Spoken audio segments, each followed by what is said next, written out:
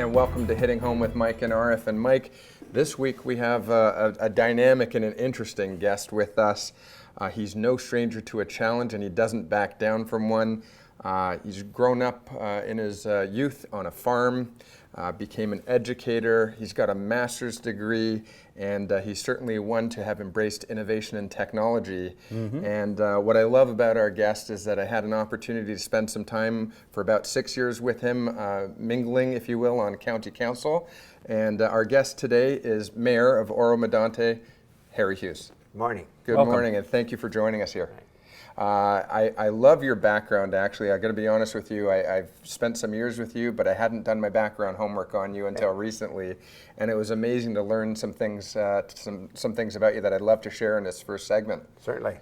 So let's talk about this right off the bat. You're from a farming community. Absolutely, a large farming community that the farmland was not all that great, and I happened to stay in school because of sports, and was going to stop school at the end of secondary school, and a friend came up to me and said, I need a roommate for Teachers College, and no interest until I saw the pamphlet that said they had a hockey team, a basketball team, and I was there. Best thing to ever happen to me. Great. And your first job out of school was? A principal. Yeah, Yes. and that's what's Excellent. interesting. It stayed with you, actually, as a legacy, from what I can understand. You've been named Coach of the Year. Absolutely. And your council colleagues certainly look at you as a bit of a coach as well, keeping the team motivated and together and working towards a goal. I mean, it doesn't always work out smooth, but certainly your reputation has stuck with you, I think. Well, one of the things that was an addition is when I was finished and retired from being a principal,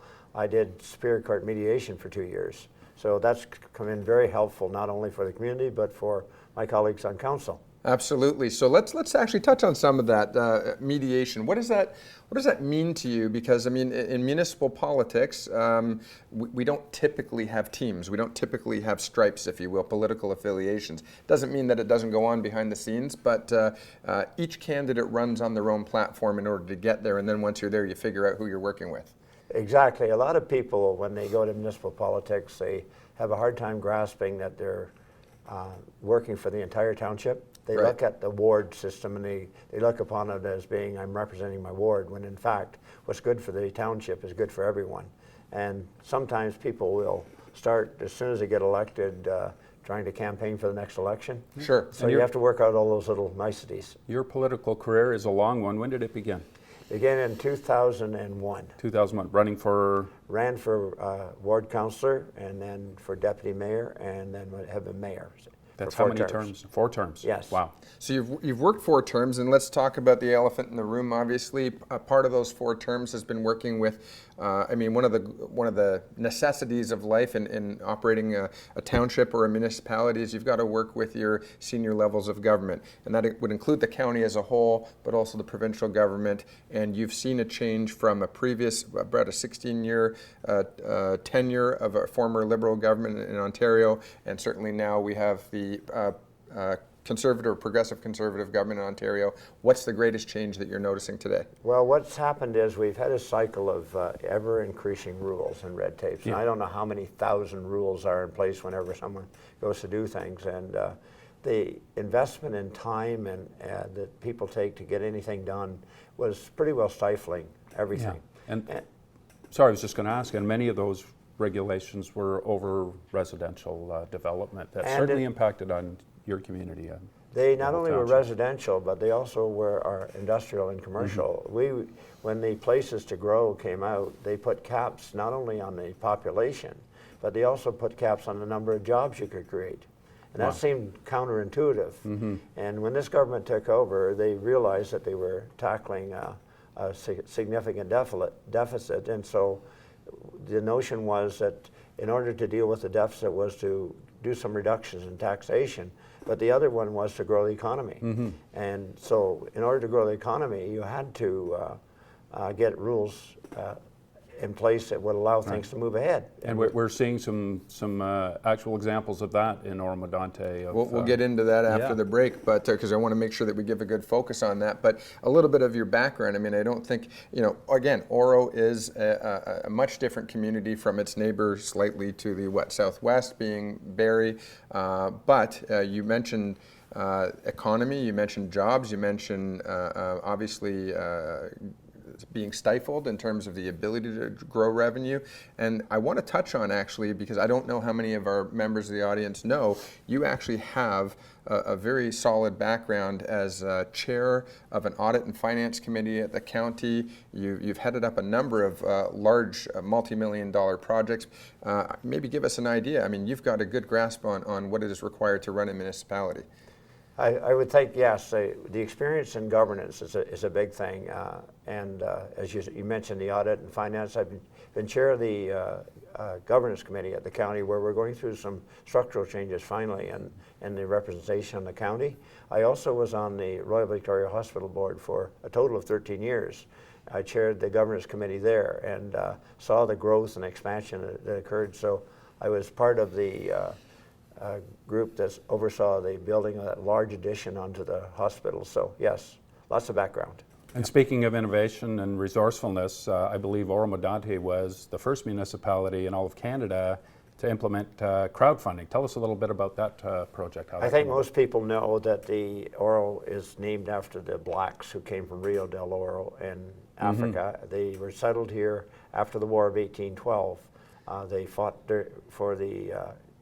against the United States, defended Canada, and they wanted an area where their things would be protected. First place in the world that land was given out to people regardless of their ethnic background. Yeah. Okay. Secondly, Bay. Yeah. yes, and secondly, they built a church because in the United States the blacks could not worship on their own, so it was a big deal to build this little church. The blacks left Oro and went to Collingwood and worked on the railway, and when they did, the church started to deteriorate. Yeah. The white community stepped in so the church wouldn't disappear. Over the years, it deteriorated, and we found that the church was about to collapse. We needed money to keep it up and didn't have any in the coffers, and so we went to the community, and other than a number of people donating money across Canada, we used crowdfunding. Very first municipality ever in all of Canada that I know of to use crowdfunding to raise money. So successful, we had to cut it off at a certain point. And it is an important tourist destination. Oh, absolutely. That is, and I'm glad that's a great segue actually for this. We're going to go to break, but the African Church, Oro African Church, is located at Third Line, isn't it? Quarter of the Third Line in the Old Barrie Road. And that is absolutely fantastic, and I want our audience to stay with us. We're going to be back with the Mayor of Oro-Medonte, Harry Hughes, and we're going to talk about the future of your municipality.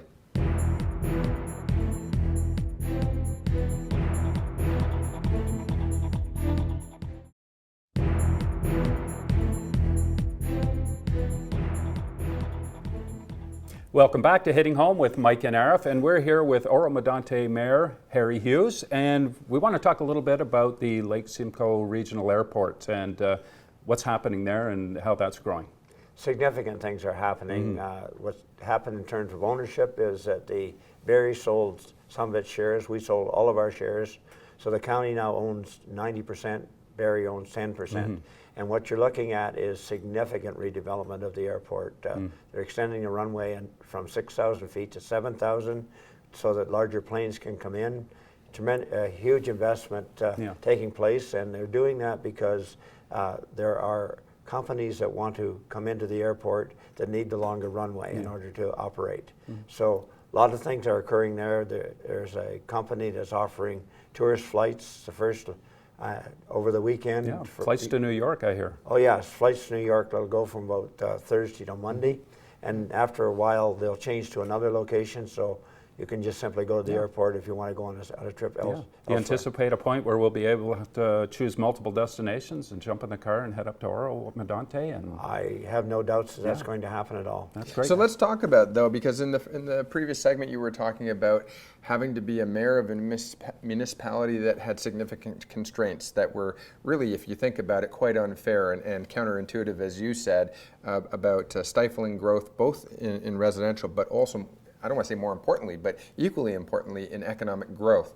This is a big issue, or this is a big opportunity for your area. And what do you foresee coming? Because it's not just going to be at the airport. I'm imagining there will be some, sort of ripple effect into the community. Significantly, when the airport, we received a grant to improve the airport, we also had an employment zone of 200 acres across from the airport. There were constraints on that wouldn't allow for development. And what happened was that we had a company wanting to come in, buy that land and develop it, but the rules that were applied to it were difficult. Under a normal government, the time that would have taken would have been very extensive. Minister came in and created what was known as a ministry zoning order to allow that to go ahead. And what's going in there is an automotive park. Give us some details on that, Well, really, if you have your Lamborghinis or whatever they have a track that you can drive them on. But at the same time, that track is designed so that they can have innovative things, particularly in the area of high tech for creating A drivers. testing facility, I guess. Yeah, testing facilities for developing driverless cars, automotive industry, expecting to have a real connection with Georgian College, Automotive Museum.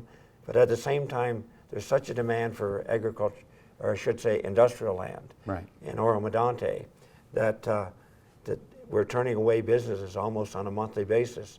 That 200 acres is already full, and they're looking for more space. Well, that's a better problem than the opposite, I suppose. But, So this is a catalyst, though, and in terms of turning away, I imagine you've got are you the economic development officer for Oro-Medonte? Are you doing the outreach to let the world know, or is it basically free advertising and they're coming anyway? Well, it's free advertisement. We have some good people working in economic development as well. You see, the point is the airport is a catalyst, and it's only because the airport is there that you're getting this automotive park. that's great. And getting in in terms the of other industry. In terms of jobs, is there a rough estimate of what that's going to bring about, that new automotive test track? The number, surprisingly, is at about 800, and they're not That's significant. normal jobs, they're high-tech jobs. Nice. And that's key. I mean, there's a lot of, I don't want to use the term misinformation and stir the pot, but there are a lot of people who say, if you're outside the GTA, you're only going to get retail jobs and they're not going to be high paying. And there's nothing more inaccurate than that. And I say that from my time working with the city of Barrie, and I'm glad to hear you talking about that now. It's going to be college level or college educated, and or you're going to draw people from the GTA as well. I'm assuming there will be a good, healthy mix of that. Well, you would be surprised to see the number of people that are already working in Oro-Medonte, especially with the internet and the services to be able to work from home. A lot of those types of jobs in the township already. See, the township's an ideal place to live. All the ski hills, the lakes, all that kind of thing. Some of the best waterfront real estate on Simcoe is right there in Oro. Absolutely. And you're not just Barrie's little rural cousin. I mean, you're leading edge with a lot of technology things. I mean, with the way you're handling your snow plowing and everything you were telling us earlier. Let's talk about that. Tell us about that. We've got some great staff that look for innovations, and one of the things I had the opportunity to do was to ride a new snowplow. You would not believe when you get in that snowplow, you think you were behind the dash of a 747. Really? The plows and all the things are just controlled by a joystick.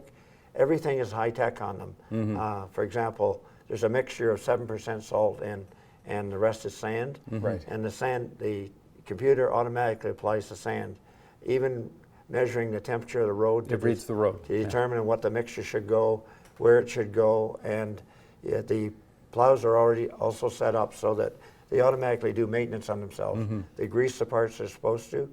They have backup cameras, which is better. But it's also interesting to see when a plow goes by, the newer ones, they do a much better job because the blades are different. Instead of being one blade, they have parts on them that go up and Contours. that will Okay, allow good, the right. road to be. And certainly they were being tested in the last 24 hours here. Yes, they sure were. You know, But I think that's fantastic, Mayor Hughes, because you know, you talk about the high tech innovation, but if you actually look at the benefit of it, you are a steward. One of the municipalities is a steward of the lake.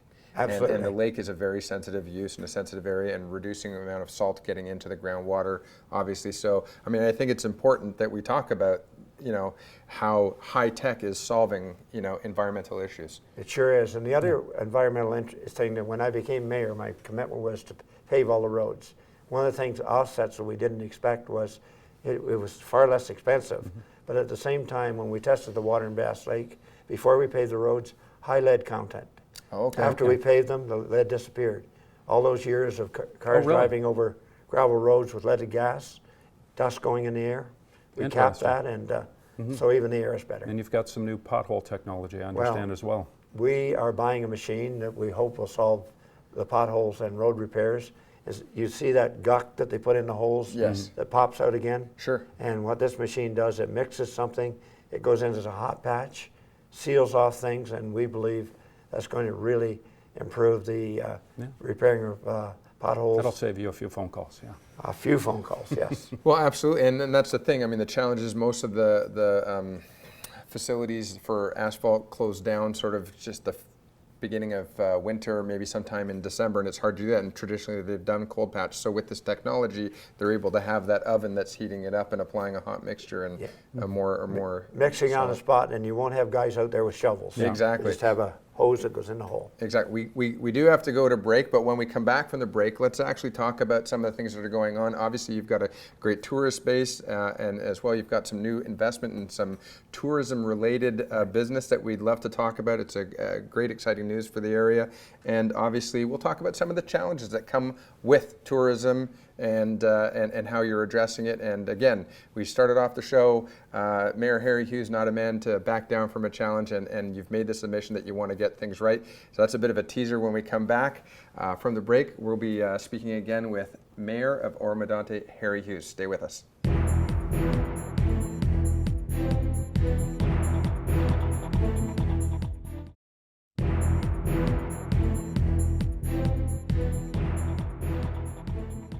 And welcome back to Hitting Home with Mike and Arif, and we're joined by His Worship Mayor Harry Hughes of Oro-Medonte. Thanks for being with us. Pleasure. We've talked about change. We've talked about all the great new things that are happening in your area, but none of that, I would say, that doesn't go without impact or residual impact, if you will, onto other areas of the community. And you've obviously got a voter base, and you've got residents who've been living there for a long time, and clearly they have to be seeing some change or have to be anticipating some change. How is this industrial growth and you know what's happening at the airport, et cetera, going to have an impact on your residents? You have to realize that we are one of the largest communities by area in the entire county, so it doesn't seem that way. You go to Oro-Medonte, you'll still have that rural feel. That's what we want to maintain. So the type of development we're doing keeps that in mind. And so because Oro-Medonte is one of the areas that is really preferred for housing, we have far more demand on housing than we have supply. We're getting some larger developments. One of the innovative ones that's occurring that has a different flavor to it will be the village of Craighurst. 700 homes there. Horseshoe Valley is one of the growing areas. There's about 1,000 homes there. But interesting enough, what used to be the military base at the Edgar site has now been completely demolished, and it's going to have a really neat development there called the Eagle's Nest. And that's sat vacant for years, didn't it? Yeah. Oh yes, the view from there is spectacular. It's all terraced, and the homes in there will be just absolutely great for scenery. Now, how does that happen, though? Because it can't happen if you've had a cap on residential growth. It cannot happen without some kind of discussion or communication with provincial government so that they can make this help you make this happen. What's that been like? We've seen a tremendous change in the government this time. One of the things that occurs, we have some outstanding MPPs. We have Doug Downey, Jill Dunlop, and actually we have Andrea, who is south of it. We almost feel like she's one of our MPPs as well. But they've also, the cabinet ministers have been very accessible. And so the innovative park across from the airport, as I said, that only happened because the government moved in and said, hey, this needs to go ahead. We'll do it very quickly. And so when we're wanting to move things ahead, we find out we can get a meeting with the with the cabinet ministers, our MPPs will advocate for us.